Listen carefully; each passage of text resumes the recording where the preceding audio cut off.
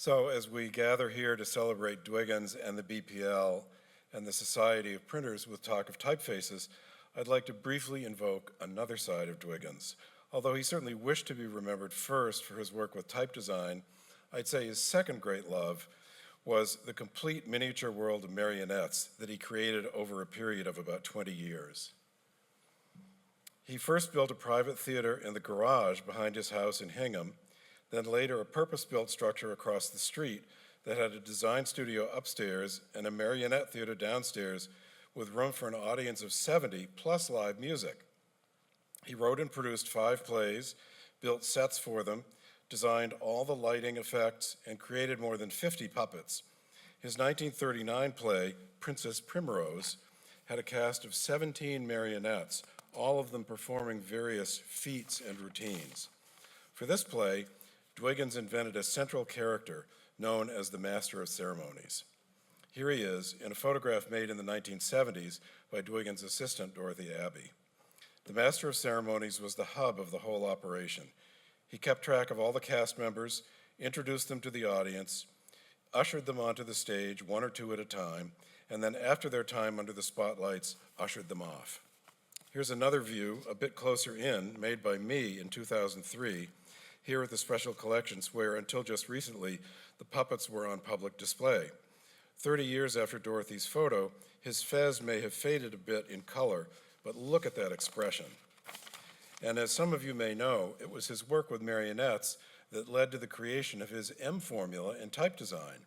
Watching from the audience, he realized that faces with exaggerated features conveyed far more feeling from the stage than faces with more naturalistic contours. Today, we're delighted to welcome into our midst another Master of Ceremonies who will share with us work from several modern designers who carry forward the spirit of Dwiggins in decidedly different ways. Stephen Coles has been publishing the websites Typographica and Fonts in Use for more than 20 years, dynamic and useful resources for people interested in type, not only in how it's made, but also how type is best employed in the greater context of design and communication.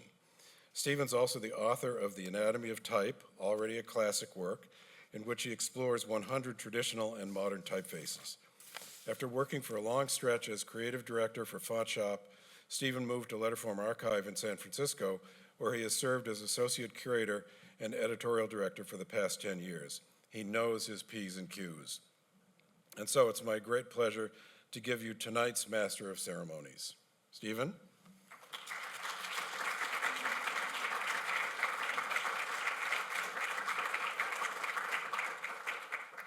Thank you so much, Bruce and Sarah. It's I don't know if I'll have the verve of this guy up here, but I'll do my best. It's really an honor to speak here today, honor to be introduced by Bruce. His book on Dwiggins was the first title that we published at Letterform Archive, and it's an epic tome, and if you don't have one, you should get one today. That's kind of my final sales pitch, but as a nonprofit, that's the job I've got to do. But I've personally learned so much from this book, and a lot of what I'm going to share today comes from that, combined with what I've learned from being in the world of type design and the font industry. And I want to talk today about 2 terms that, to me, epitomize everything Dwiggins did, not just in type, but in his writing, in his illustration, his book design, but we're going to focus today on how it applies to his type design. So I worked for many years at Font Shop, as Bruce said, and this digital type company that was founded by Eric and Joan Spiekerman, and part of my role was to describe typefaces, which writing copy for type is something like being kind of a sommelier. It's an interesting challenge to try to describe a craft in a way that's accessible to people, especially those who are outside our bubble. But one thing I've learned from Bruce's book is that Dwiggins was excellent at just that. And so my talk today uses 2 terms that he repeatedly used to describe his own type and type he admired. And what I want to try to do is define these things both in terms of terminology, of words, but also in terms of type designs. So when I think of warmth in type, I think of these adjectives: human, personal, sometimes irregularity, actually often irregularity, because that is part of being human. It's something that has swing, and we'll learn a little bit more about that as we look at the type. And it's usually associated with something handmade. And then there's snap. And these are the kind of adjectives I think of when I read from Dwiggins talking about snap.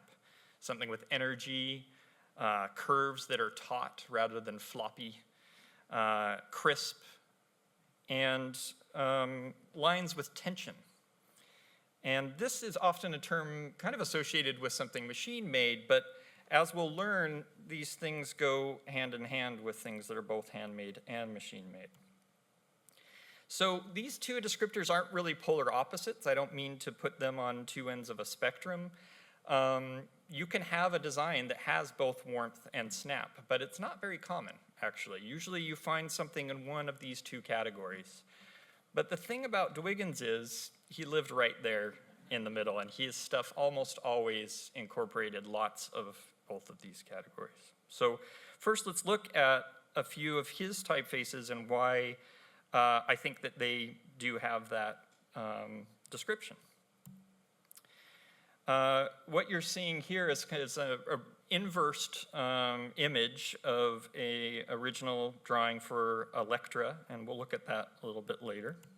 But we're going to start with Metro, which was his first typeface for Mergenthaler. And as you've probably learned if you've attended any of Bruce's lectures or read the book, you know the origin of Metro. It was intended to compete with Futura and other typefaces of its day that were really all the rage at the time. Everything was moving toward this kind of modernism. And Futura was really intended to be as geometric as possible, with some optical corrections, but they're kind of dead straight lines and optically perfect circles. And Metro has almost none of that. And a few years ago, Paul Shaw wrote an article for my website, Typographica, detailing the story behind Metro. And you, Bruce, and Paul may have arguments about how this all came together, but here's how Paul describes it. Harry Gage, the assistant director at Linotype, offered Dwiggins $1,400 to design a good sans serif. Dwiggins responded, "There have been two Gothics of good design furnished us, the Cobble and the Futura, and Eric Gill has drawn another. However," he said, "these two faces are fine in the capitals and bum in the lowercase." You can see how far he departed here in the lowercase with Metro. And one of the ideas here came from Gage. He said, throw a little bit of swing into the tops of some of the vertical stems, like the I, the L, the H, the N, and possibly into the bottom of A, T, K, etc. So you can see that here in some of these letters. And this is a little side note. Thanks to Paul, we have this image. Nearly 100 years ago, Society of Printers hosted a lecture by Gage for a lecture in which Dwiggins designed this poster. And I have a feeling that Dwiggins was a little bit tongue-in-cheek here because the topic was modernism in typography, but this is a pretty traditional-looking piece of design. But I feel really honored to be part of this legacy. And I looked it up 100 years ago this week. On April 7th, Dwiggins himself addressed the society at the Boston Art Club. So Paul surmised that it was during this visit to Boston that Gage sought out Dwiggins about designing type for Mergenthaler Linotype. So if you know the history of Metro, it evolved. The market demanded something even closer to Futura. So this is the next version of Metro here with a single story A, a single story G.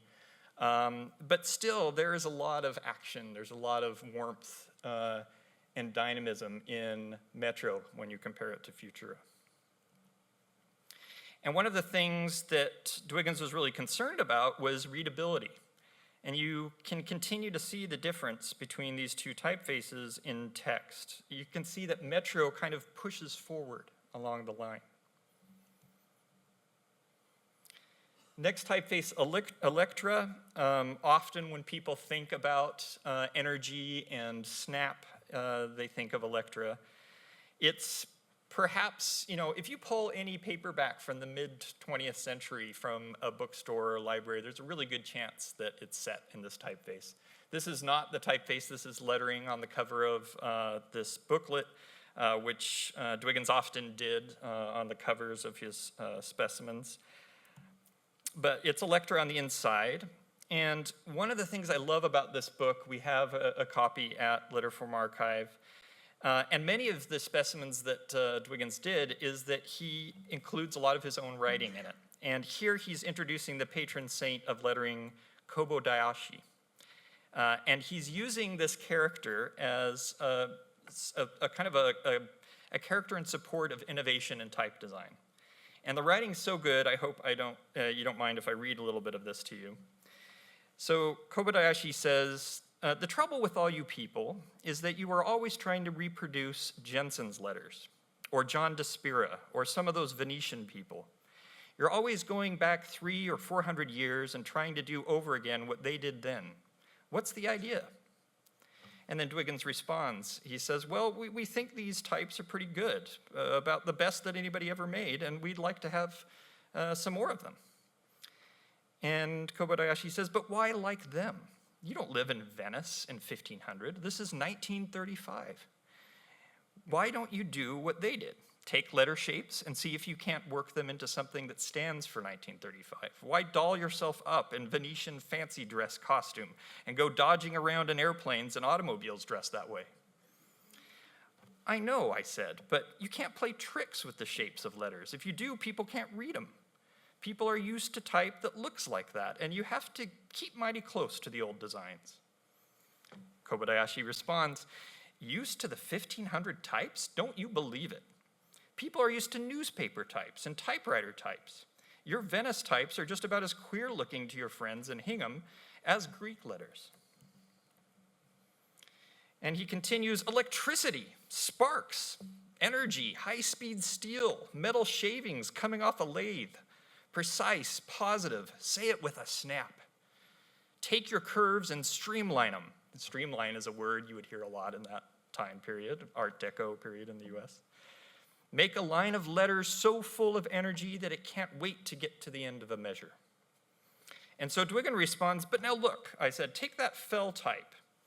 That is got some beauty to it. There's some quality I'd like to get into a face, kind of a warm, human, personal quality, full of warm animal blood. How are you going to get that feeling into a type that looks like a power lathe? We are still human, you know. And if you don't get your type warm, it will be just a smooth, commonplace, third-rate piece of good machine technique. No use at all for setting down warm human ideas. Just a box full of rivets. By jickety, I'd never heard that term before. I'd like to make a type that fitted 1935 all right enough, but I'd like to make it warm, so full of blood and personality that it would jump at you. So by the way, this is an example of the fell type that he's referring to. I'm assuming there were different sizes of it and different versions. But it was a 17th century series gathered by John Fell and used at Oxford University. We'll talk a little bit more about it later. But the thing I love about this book, about this text, is Dwiggins is basically putting on a play in which the two main characters are playing two parts of himself. They're playing two parts of the values that he admires most. The warmth of tradition and humanism, played by Wad, and the snap and invention and modernism, played by Kobayashi. So this is kind of, for me, the marriage of those two things. This glyph right here, this italic, or actually the cursive K from Electra. And if we were to look at it for those of you who are digital designers and know what a Bezier curve looks like, and thanks to my wife, Laura Serra, who helped outline this for me, then you can get a sense of the kind of simplicity and the essence of the curve. There aren't a lot of nodes here. There are not a lot of anchor points. It's got a springiness to it.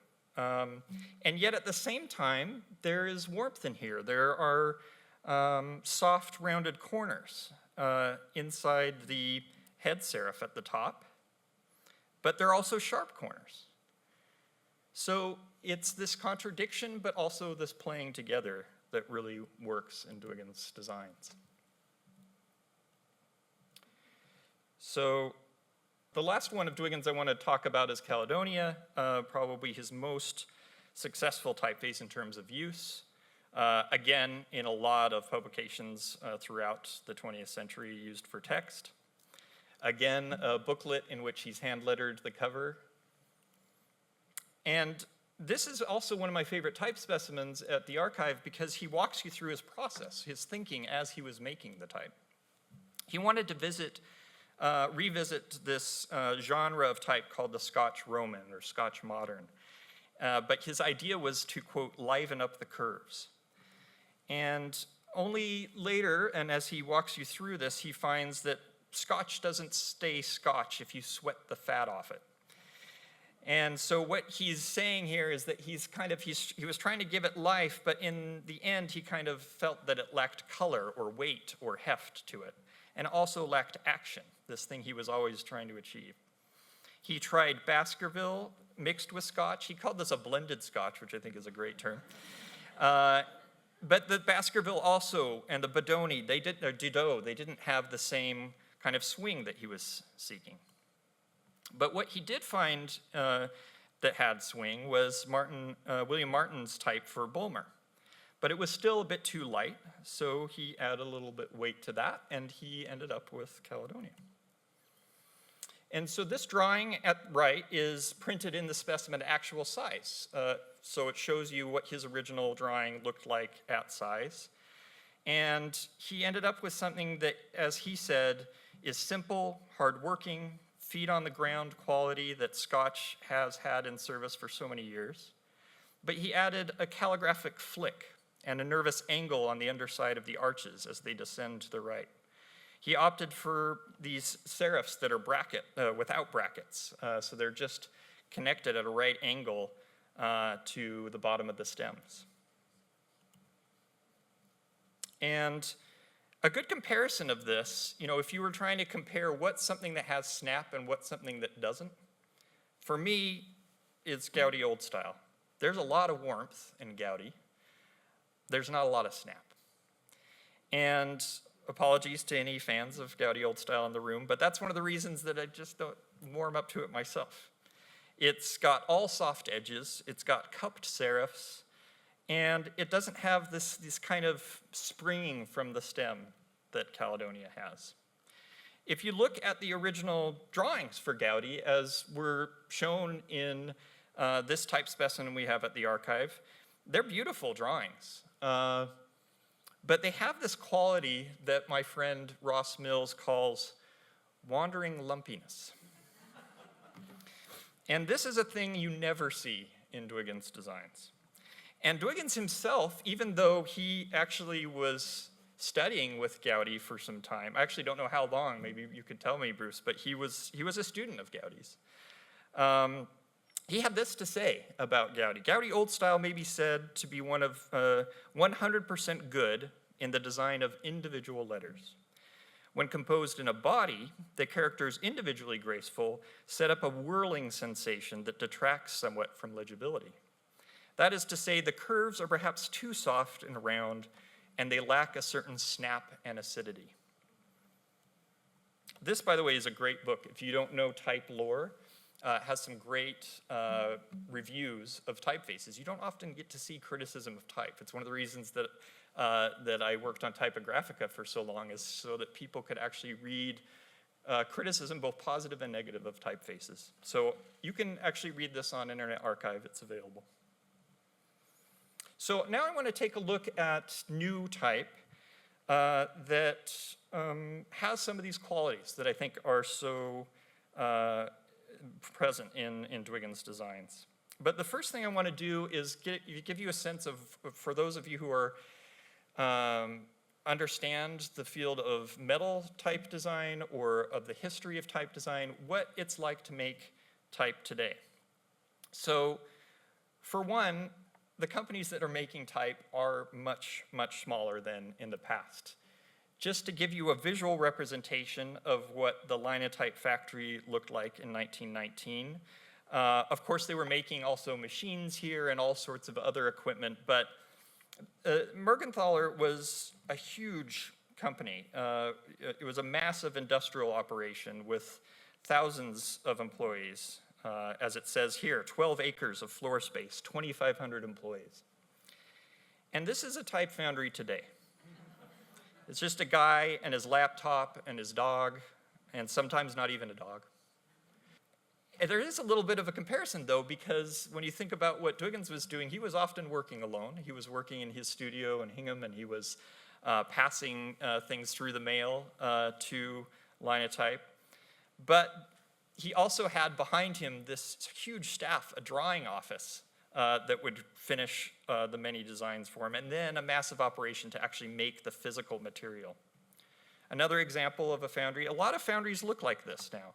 It's a couple of partners in a one-room studio, often in the designer's own home. And so most fonts made today, unless they're at one of the few larger companies, are made in places like this, 1 to 3 designers.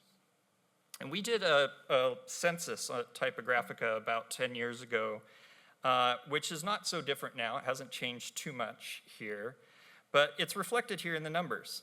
You can see where the bulk of the industry's players lie, and that's at the very small end. Roughly 95% of all independent foundries have fewer than 5 people on staff. And there are only a handful of foundries, maybe 5 or so, maybe there's 10 today, where there are more than 15 people on staff. So the other thing that's changed is there are many, many more people making typefaces. For the census, we covered the founding date of digital type foundries over time. And it continued to grow and grow. And if you were to continue this chart past 2013, I think this bar would go up exponentially. And the other thing that's changed is that type is not just being made in the same places that it was made 100 years ago. This is from that census, and it's kind of giving you a sense of where the major centers are. They're established hotspots. Most of them are traditional places for printing and design. But if you look at the cities where there are just 1 or 2 foundries, there's a lot more coverage. And if you just zoom in on South America, for example, and this is 12 years ago, this is much bigger today, I'm sure. But this map looked nothing like this 20 years ago. And it was far more barren in terms of type design. So let's look now at some new type design that is either a revival, meaning it's taken an existing Dwiggins type design and brought it to the digital era. It's an homage. It's something that is clearly referencing Dwiggins' work. Or it's an original type design that, in my mind, kind of has that spirit of Dwiggins in it. So first, a revival. Jim Parkinson is one of my personal heroes, and it's not just because he lives up the street from me in Oakland, California. He has designed countless logos for magazines, newspapers, and he's designed many, many typefaces.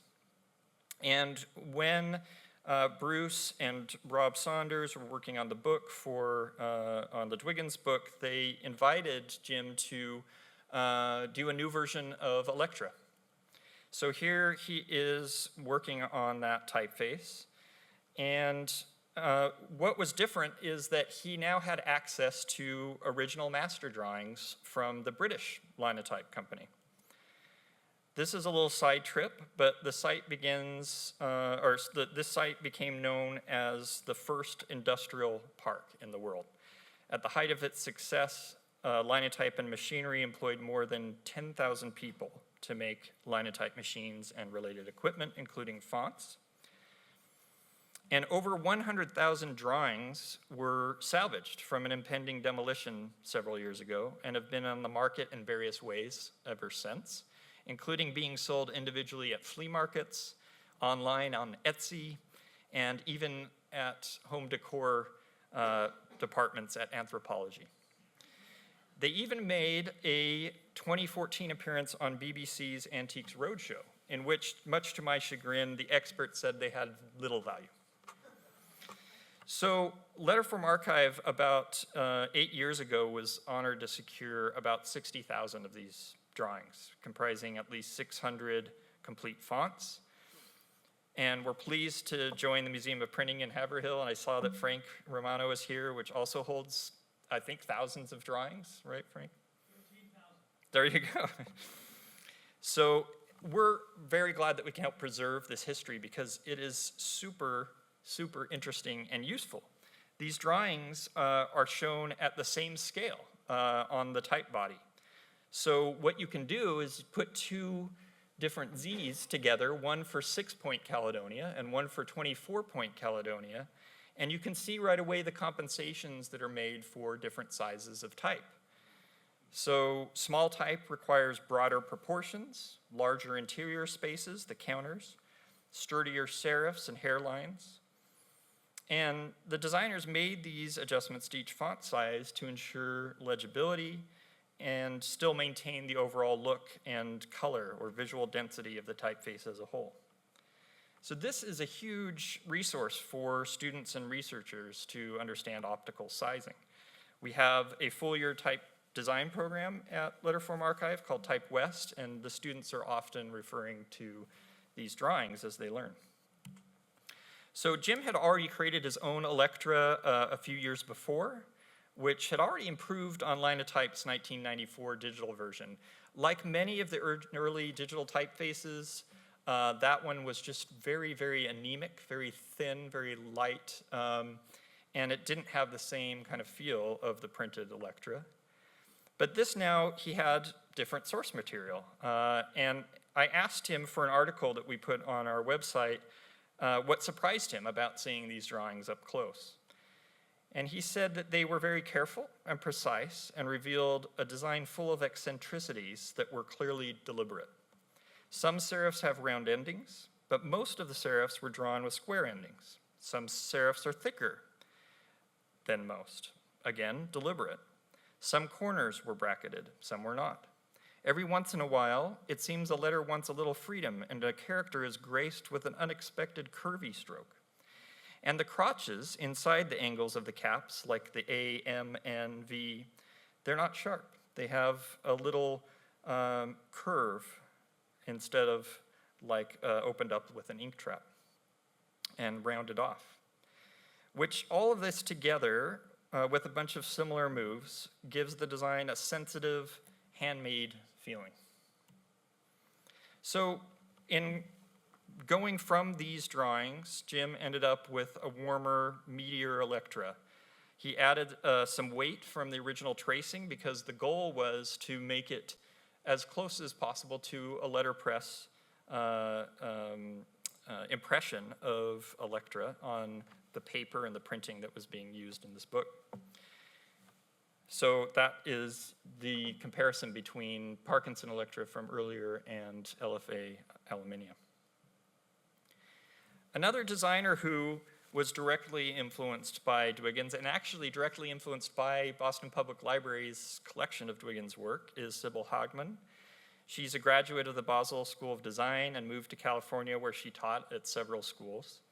She then settled in Houston where she founded her Contour studio in 2000, and her first typeface was the really innovative Choya for Emigre in 1999.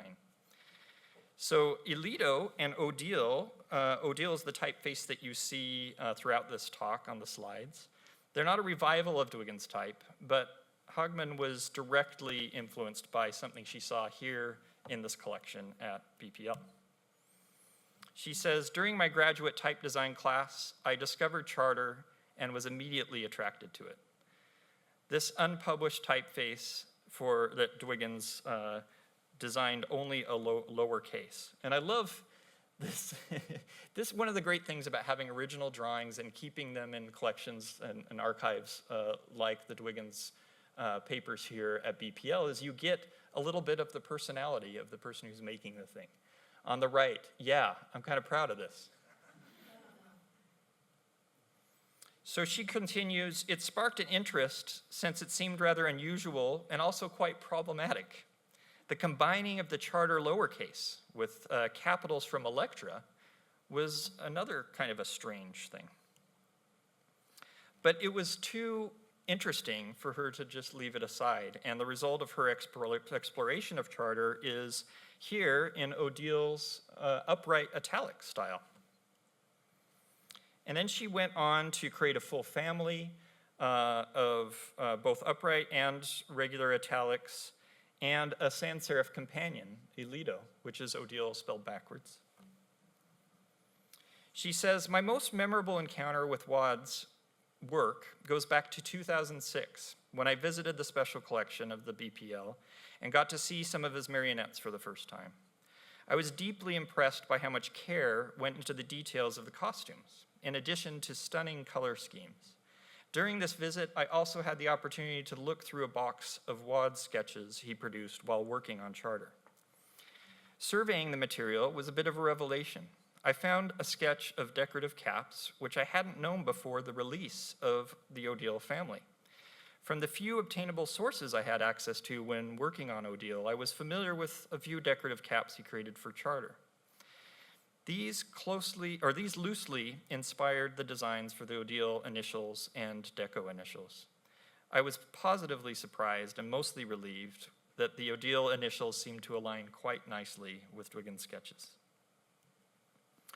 The other thing that I want to bring to mind is this move here at the end of terminals. This is not something that you see too common in type design before about 1999 with a typeface called Prenza that we'll look at later. But I think it's such a Dwiggins thing. And it reminds me so much of his decorations, his ornaments that you see down there on the bottom. And there's a really lovely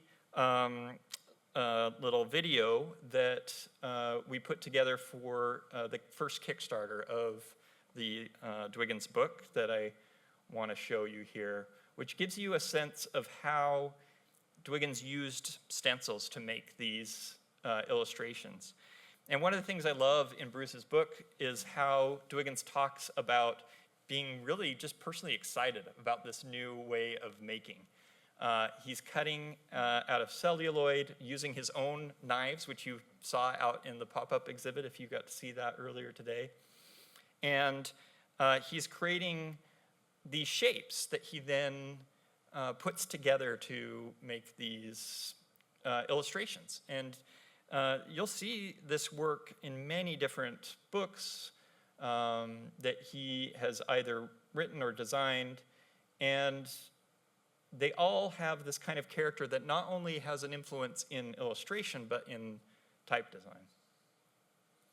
There's some music that goes with this, but it's not playing, so I could just scat along. I won't do that to you. So this is from an original, is that original drawing here or, yeah. And then we have these printed ones at the archive of, that he did for a paper company, Warren's.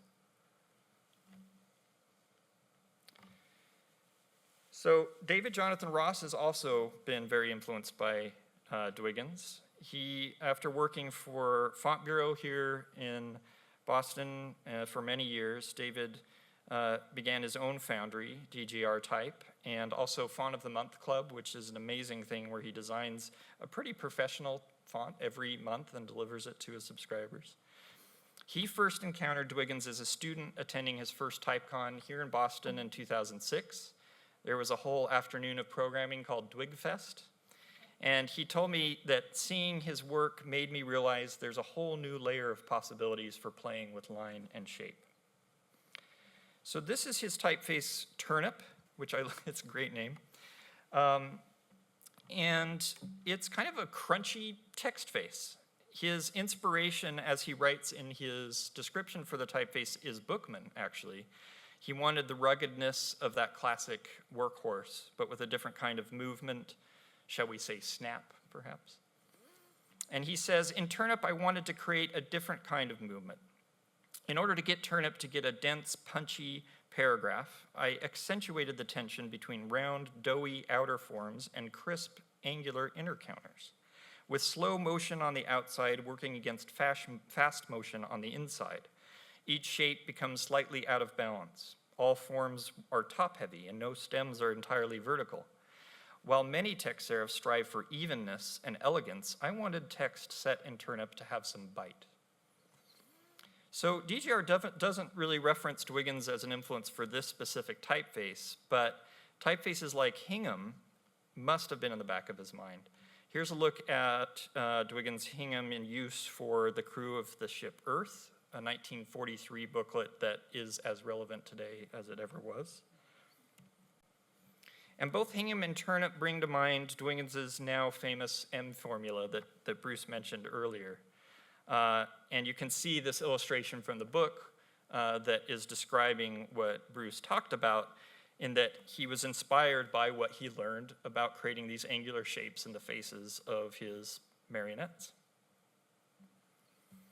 Cyrus Highsmith, another Font Bureau alum and a Dwiggins devotee, I would say, now runs the Foundry Occupant. And while at Font Bureau, he designed many custom typefaces for newspapers and magazines. Prenza is the first of many that I feel he's here in the room, so you can tell me if I'm wrong, but I feel like many of them have some Dwiggins in them. Most of the new type I'm showing here in this new section of type is 21st century, but this one is just ahead of the game, 1999. Cyrus describes Prenza in a really nice way by wrapping outside curves around the inside, deliberately creating tension between the two. And that's a technique that he saw in Dwiggins' Electra. I also see how Cyrus took his own stab at Electra's slanted Roman, which was another kind of innovation at the time that Dwiggins was trying and didn't quite succeed commercially. But Prenza Italic is perhaps more successful at being a contrasting companion to the Roman, because it replaces a few of the strictly Roman forms. So you see here a single story A replaces the double story a descending F replaces the one on the baseline, and the diagonal strokes have a little bit more cursive in them. See the bend in the V, the W, the Y. And so these are some other really great typefaces that Cyrus went on to design, one of which is Zocalo, which was designed for Mexico City's newspaper El Universal. And from Font Bureau's description, it was inspired by Nicholas Kish's old style, as well as Highsmith's impressions of Mexico itself. Zocalo text derives its sturdy proportions from Chauncey Griffith's classic newsface, Ionic number 5. But to me, there's still so much Dwiggins warmth and snap in these shapes. So this one is something that I think really imbues the kind of both commercial acceptance but also innovation that Dwiggins exhibited. This is Sophia Moore. She's a Brazilian designer with a degree in architecture from Brazil in 2003 and a diploma in digital typography design from Chile in 2013. And first, I want to address a trend that has been pretty steady for the last decade. In the mid-2000s, we saw the tech companies drop their fun, expressive logos for geometric sans serifs. Then the fashion companies abandoned their elegant and distinctive type for banal grotesques. Folks called it brand blandification, and almost no one is immune. And that's deja vu, because in the 1920s, when modernism was in vogue, and every foundry, including Linotype, was forced to produce their own Futura, now digital foundries saw the writing on the wall. They had to produce geos, and grots to stay in business. So we're kind of at the tail end of this. We're starting to see expressive and idiosyncratic type come back in again, but there's still this incessant craving for geometry. And so what interests me are the type designers who meet this commercial need while staying true to themselves, making something fresher, something warmer, rescuing us from sameness, just as Dwiggins did with Metro. Sophia Moore's Aconchego does this. That G literally swings. The K and R have a kick. But if you want more conventional shapes, if your brand wants to get closer to bland, Sophia provides it. But it still has that warmth in it. It also has a variable font option, giving you the flexibility of this spectrum between very light and very heavy, any weight that you want in between. Jim Downer, if you don't know him, he is probably the greatest living sign painter, but he's also an amazing type designer. And this is a typeface family that he did for House Industries in 2006. It, to me, really imbues some of the qualities of Caledonia, in that he was trying to bring back the best of paperback text. And it's one of the early digital faces that also brings back optical sizes. So he designed a different size. I think there's 6 different optical sizes. I'm showing 4 of them here. But the innovation that he had, and as you see this E animate, is that in the larger sizes, there are smooth curves, but in the smaller sizes, there are actually no curves. And for him, he felt like that brought the right kind of look to the small text, because your mind actually makes the curve as you're looking at something small.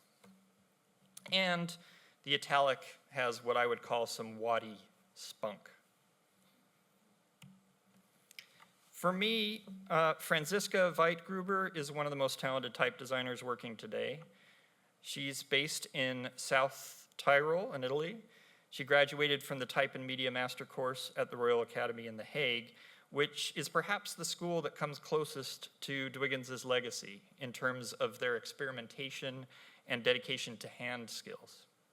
She describes her work as, quote, exploring the transitions between analog and digital techniques, trying to push tools and materials to the limits while bringing letters to life.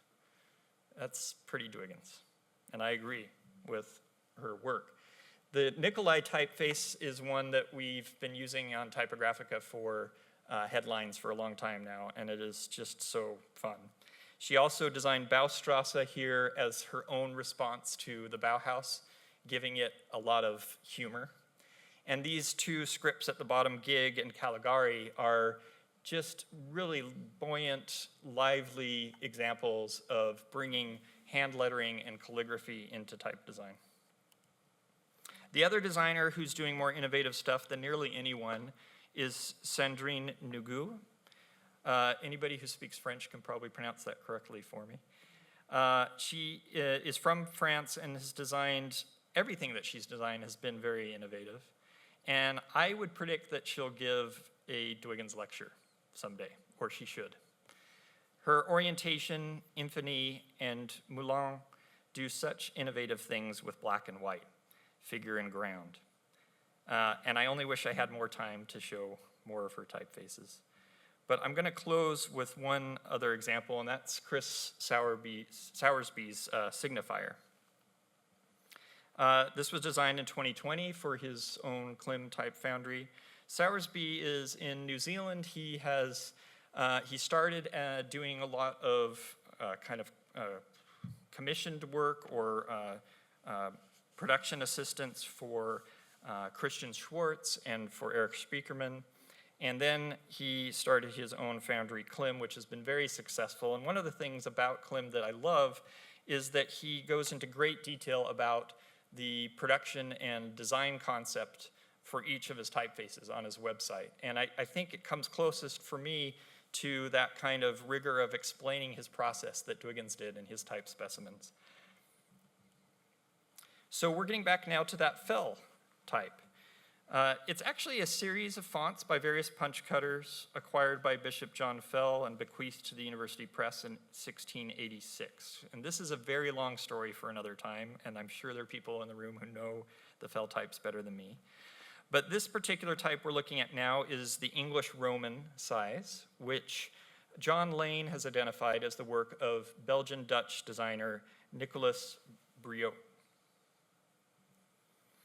And so what Soursby wanted to do, because like Dwiggins, he loved the Fell type, is just digitize Fell English Roman as it was. And this is the first result of that. It's handsome and warm, but maybe not snappy. He says, I don't want Signifier to be a revival of English Roman. Instead of emulating the stylistic quirks of the original, I interrogated the essential nature of digital fonts. What makes a font truly digital? What is an honest approach to working with Bezier curves? What is the essence of English Roman's letter forms, and how can I translate them to the 21st century? And this is where he ended up. I'll do a quick before and after here.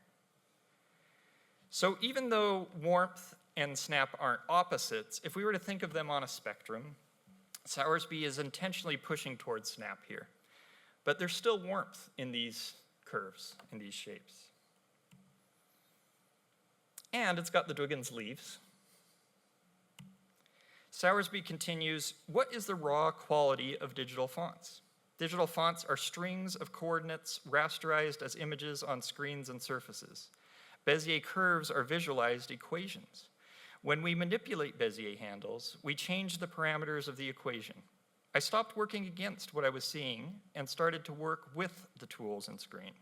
I deleted details, replaced curves with lines, and snapped to the grid. In doing this, he made something with a lot of snap, and I mean that in both forms of the word.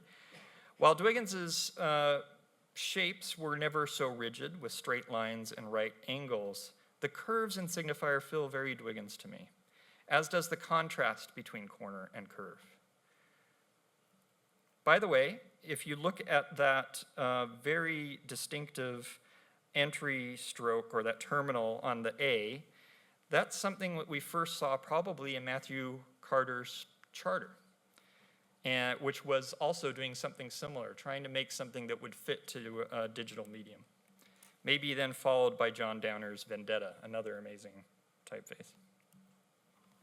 And maybe it feels like Dwiggins, because I've been looking at these experiments right here for what became his typeface Falcon. And I gotta say, I love this projector in this room. I have never wanted to see a typeface so big, and this really shows it nicely.